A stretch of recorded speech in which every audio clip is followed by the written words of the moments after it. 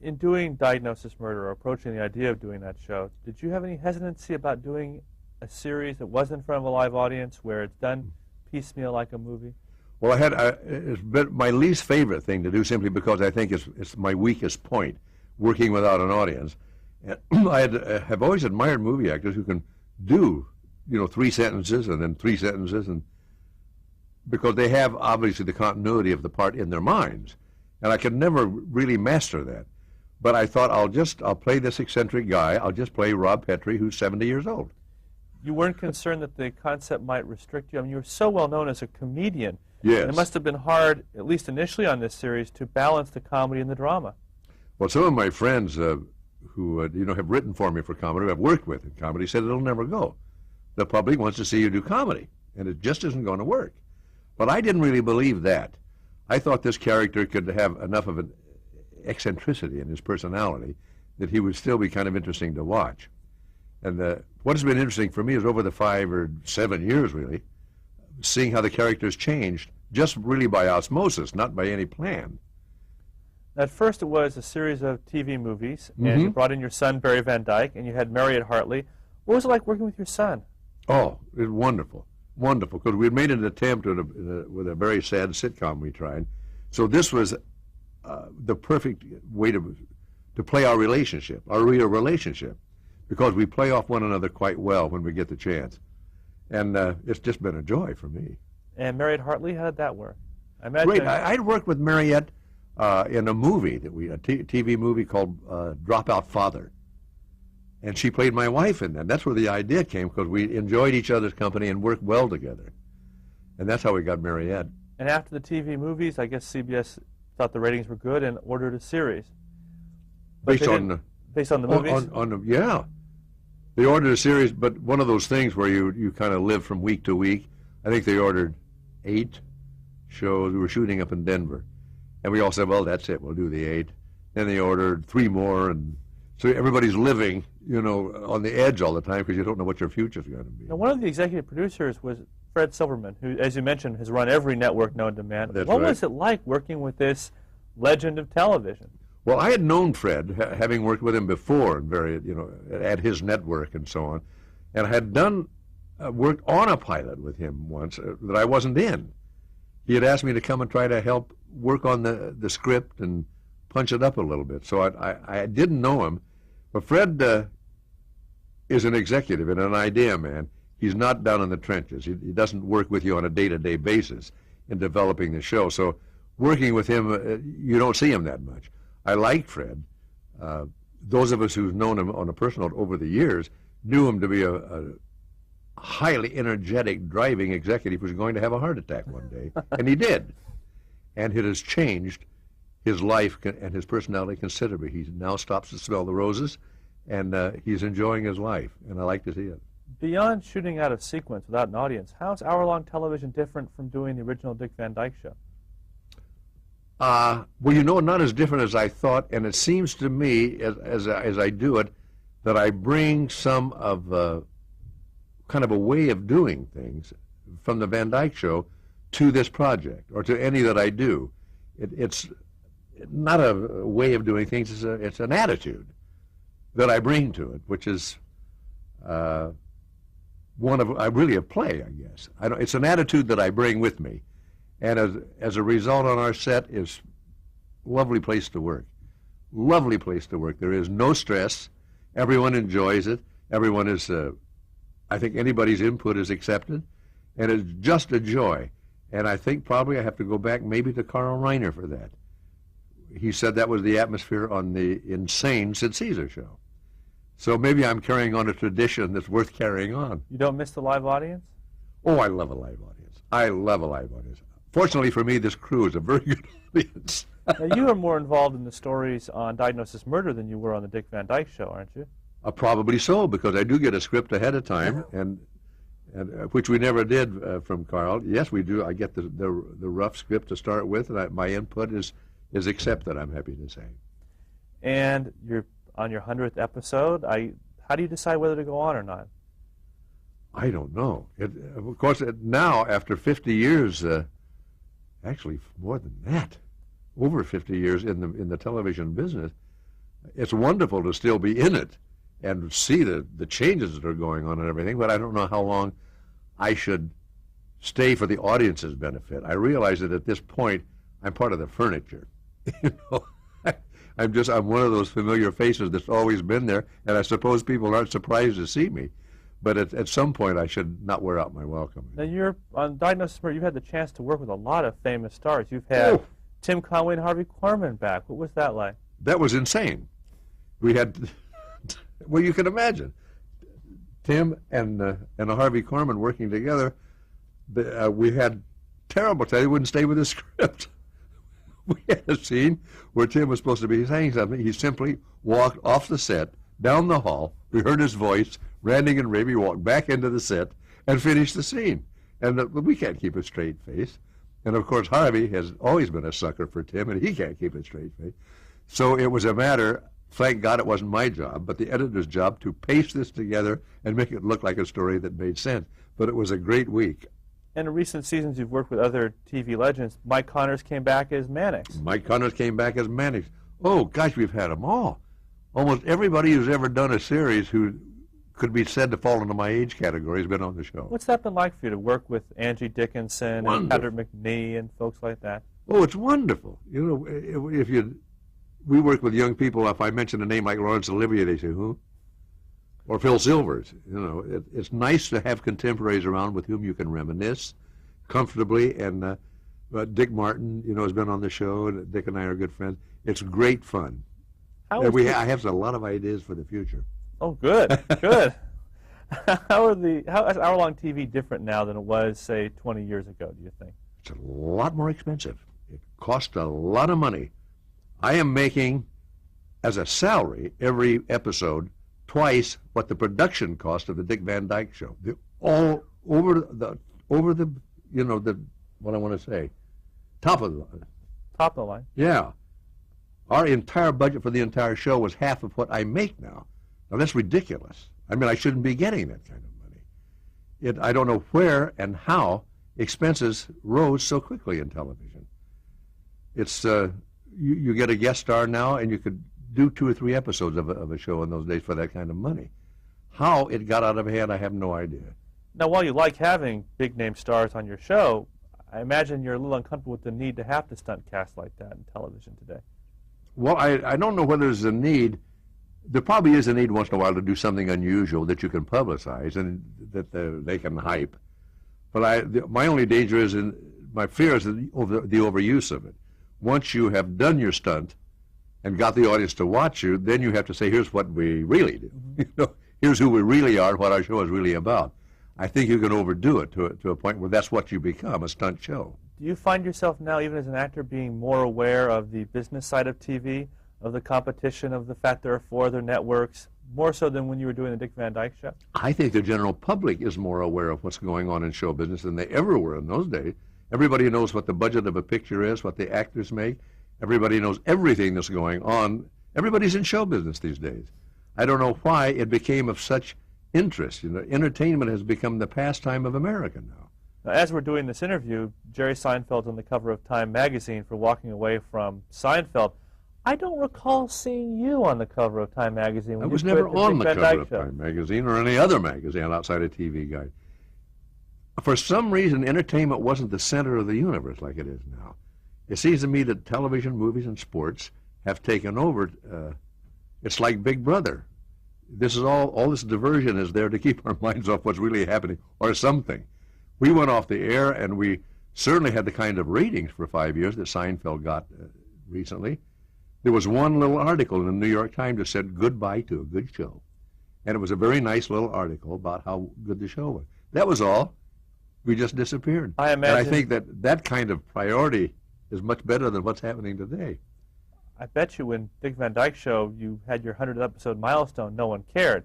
Now, nobody paid any attention. Diagnosis Murder reaches the 100th episode. There's a special advertising section in Variety, and a lot of attention is paid. Well, I think that kind of longevity is more of a rarity than it was back then. So what's next for you? Putting Diagnosis Murder aside, is there a challenge you haven't met that you'd like to meet? Is there?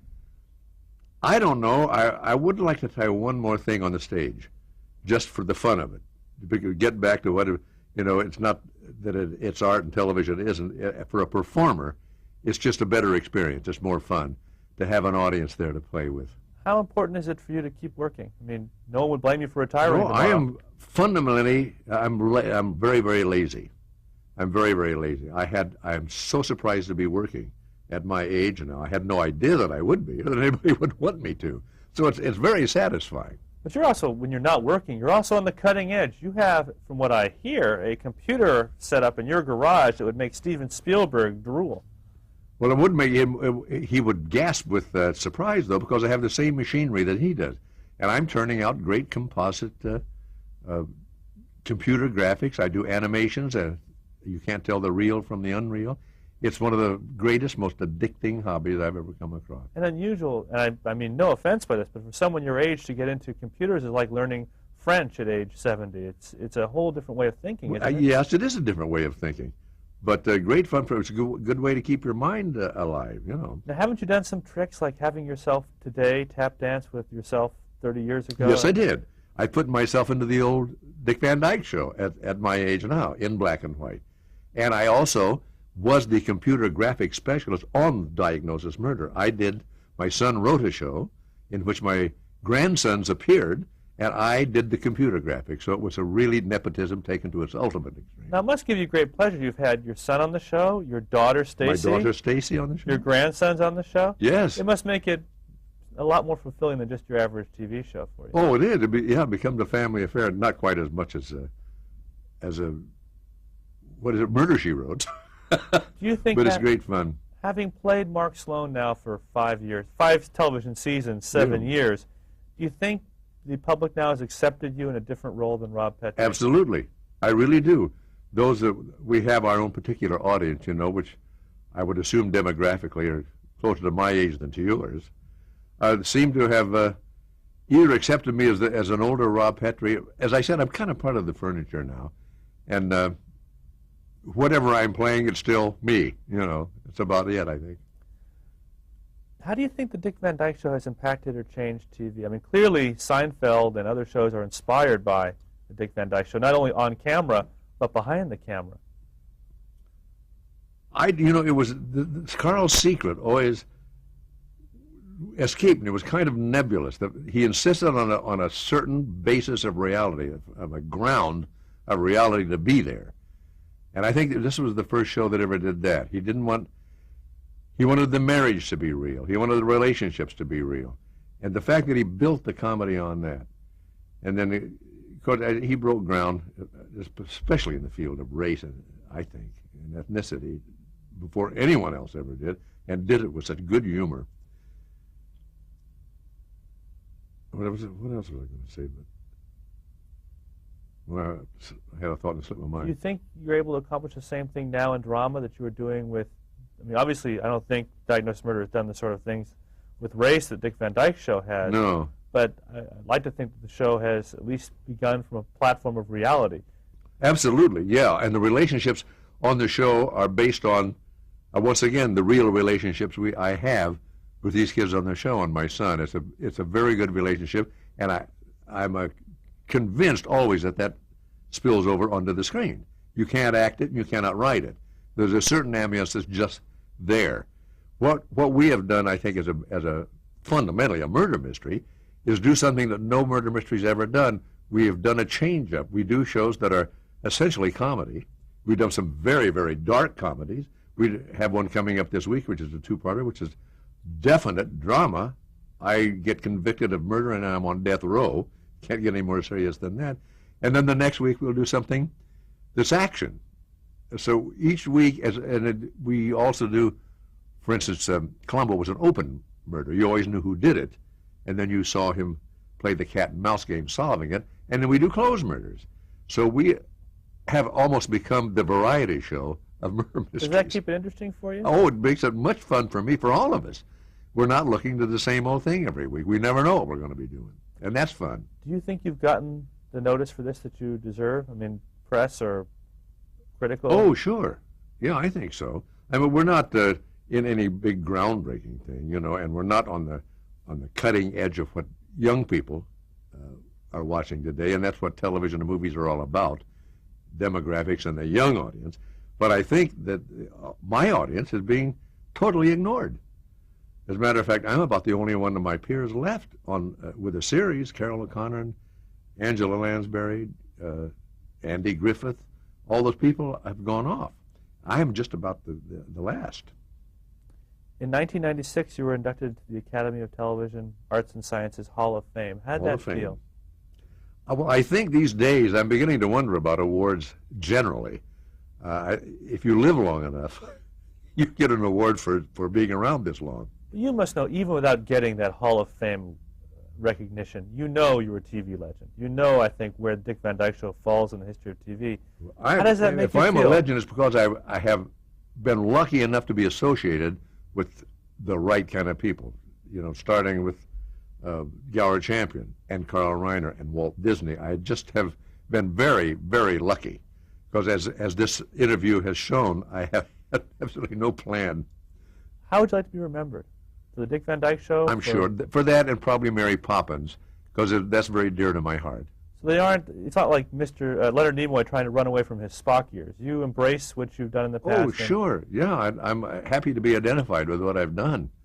And there's Chitty Chitty Bang Bang too, that I'm very fond of. And that came out of your Walt Disney deal.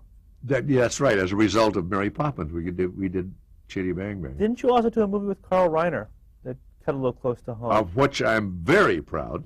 It was it was a collaboration between Aaron Rubin, whom I met in the 50s on Phil Silver's show and is still a friend, and Carl Reiner and myself. Took this old movie off the shelf at Columbia, been sitting there for 20 years, about a silent film comedian. We rewrote it, and as I must admit, rewrote it every day on the set. It was one of those little movies where nobody from the head office ever came down and said anything. We just did what we wanted to do. We had a great time with it, and it's a unique movie. It's very, very different than anything you've ever seen. I'm going to give you a list of names of some of the people you've worked with. You're going to throw some names at me? Some names at you, and if you can throw like a sentence or a comment to describe each one, that'd be great. This is like that Proustian interview. This sounds like a game show. We're going to have a pantomime quiz afterward. William S. Paley. I only met him on a couple of occasions, but he was the real reason it was called the Tiffany Network. He was a great, great gentleman. Frank Stanton. Frank Stanton, I don't think I ever met. I only know by reputation. Frank Stanton, never met. Okay, never we'll met. Cross that one off. Gary Moore. Oh, we all owed a lot to him back in those days, in the early, the late 50s, really, because he gave us all jobs. I worked for him. I used to sub for him for 6 weeks when you go on vacation, and he gave us all so much work. Wonderful, wonderful man. Everybody remembers him so fondly. Who probably isn't given his due, I don't think. No. He was a pioneer in those days of live television. And he also gave Carol Burnett her start. That's right. Gower Champion. Gower was, I think I drove him crazy. I can't talk about him in a sentence. He was a very quiet, intense man and great talent, and helped me more than I can ever tell you. But Cheetah Rivera and I did an awful lot of clowning around during rehearsal.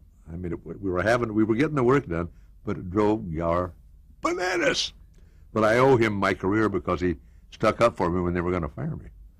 Phil Silvers. Probably the best sense of timing of anybody in the business. And for some reason, I made him laugh. And he was always a supporter of mine when I was very young. Sheldon Leonard. The big daddy of sitcoms. He's the guy who started the whole thing. And we went to his funeral services, and you should have heard Hal Cantor gave the greatest speech I've ever heard given by anybody. He was a towering figure in this landscape, Sheldon. Carl Reiner. As I said, Supermensch is my favorite human being of anybody I have ever known in the world. I recommend him to everyone. Danny Thomas. I didn't know Danny too well. I didn't know him too well. One of the great nightclub performers. My main remembrance of him is we weren't getting a lot of money on the Van Dyke Show, and in the second season, he actually took some of the percentage of his ownership in the show and gave it to me. Wow. Very, very rare story in this business. And Danny Thomas did that for me. There's a wonderful picture that you may have shown me that was floating around the office of you, Danny Thomas, Joey Bishop, and Andy Griffith sitting at a table with Sheldon Leonard. That's right. Yeah. What Big story was that? conference. I don't know. We all worked on that same little lot. There were about 5 sitcoms on this one little Desilu lot. It was a madhouse and a great place to work. We were just probably after lunch one day. Story conference, which didn't exist. No. John Rich. I think one of the best comedy directors I have ever worked with. I've tried to get him on occasion for other things. Just news, but very strong personality, brilliant mind, and creative. One of those creative directors who could take any comedy scene and add the highlights to it. He was remarkable. Jerry Belson. I didn't know Jerry that well. I knew Gary Marshall better. Jerry worked on the show some, but I don't think he ever appeared on it. And I think it was about that time they broke up as a team. I didn't know Jerry that well. Lucille Ball. I didn't know her that well. She was our landlady. Your landlady? She owned Desilu, Oh. where we were shooting. She was our landlady. Yeah. I didn't know Lucille, just one of the people who worshipped her, of course. Maury Amsterdam. Maury was who he was. If you ever talked to Maury, he would say, "I'm the happiest guy you'll ever meet." That was his line. How are you? "I'm the happiest guy you'll ever meet."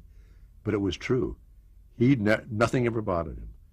He was just Maury Amsterdam. He was the guy. He was Buddy Sorrell, who he played.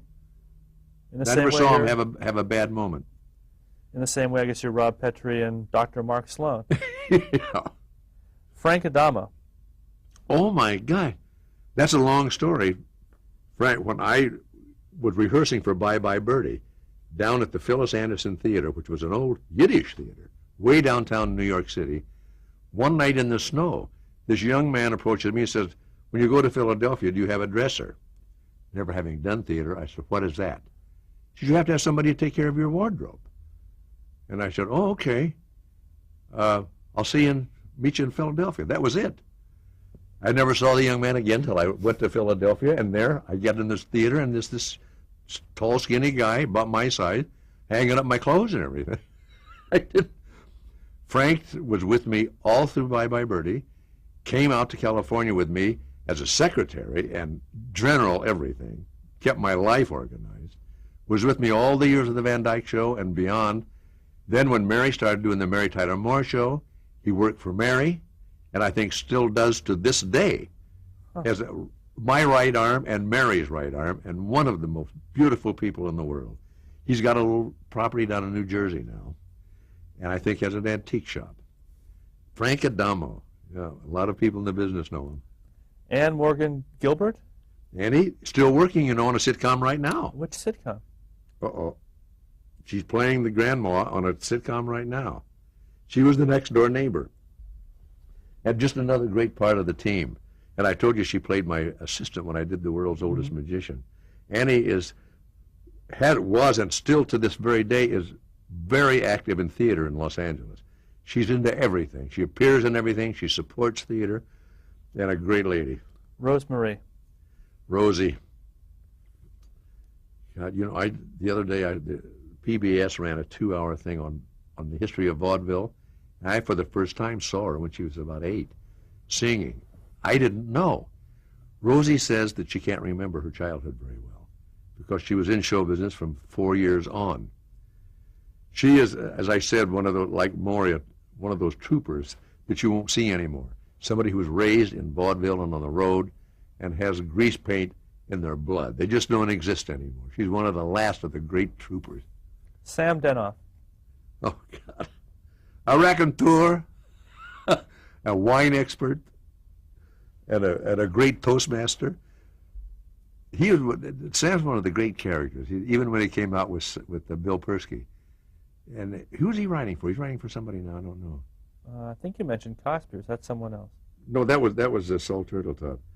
Sammy, whenever you want to know where to go for dinner, you call Sam Denoff. He knows every restaurant. He knows every good wine cellar in town. He knows where the best cigars are. Always wears a hat and a foulard of some kind. He is a bon vivant. To this day, one of my favorite people. And Bill Persky? Billy was like the serious one of the two guys. He was, I think Sam did the talking, and I picture Bill being the guy at the typewriter, you know, doing the actual putting it on the paper. He came up with Allie and Kate and Allie. Kate and Allie, which he produced and wrote, directed, and everything else. He's very, very prolific, Billy. I never saw anything like him. He was like a Carl Reiner in that he can turn out good material endlessly and will always be in demand. Walt Disney. He was Uncle Walt. He really was an old shoe. So comfortable to be around. He and his wife, Lily, took us to dinner many times, me and my wife. He became kind of an uncle, and everybody thought of him that way. Low-key, knew, you know, more than anyone ever knew that he knew. Of course, a canny man. When I think of him, I wonder how he would feel about where the Disney Corporation has gone. These days, I just saw where Michael Eisner said, I'll defend our right to say anything about any subject that we want to. And that Walt, of course, is always very careful about family entertainment. You don't think Walt would put Ellen on the air? I don't think so. I don't. Well, I did a lot of the movies, you know, which other studios produced, and I'm certainly approved of. He didn't think he should. His niche, he thought, was family entertainment and children's entertainment. He once said the greatest thing to me. He said, what people who do children's entertainment don't understand is that kids like to be scared. He said, it's just delicious to be scared. That's why I have witches, you know, and the wicked queen and all that. They like to be scared. You have to scare them in the right way, but people are too light with children's entertainment. And he's right. Kids love to get goosebumps. As a matter of fact, there's a whole bunch of books called Goosebumps. Somebody else that found out huge. the secret. Yeah. Delbert Mann. Oh, I only worked with Delbert once, and the only thing I can remember, except the fact that he was a very pleasant gentleman, is we were both elders in the Presbyterian Church at the time. He was very patient with me. I did a movie called Fitzwillie, based on a novel called Garden of Cucumbers, in which I played a rather elegant butler, which was very hard for me. You know who played one of the butlers? Sam from Law and Order. Oh, Sam Waterston was a young kid, yeah, those days. Delbert Mann, my God. Norman Lear. Norman was such a supporter of mine. I was originally on a special that we did for CBS called The Family. Henry Fonda was on it. It was a tremendous thing that Bud Yorkin and he wrote, and Let Me Do My Old Man, and some singing and dancing. And then I did a couple of movies. He wrote Divorce American Style, which was 300-page script. And he told the studio, I'm not cutting it. This is the story of my divorce, and I'm not cutting it. But he put me in that movie. Okay. At the end of the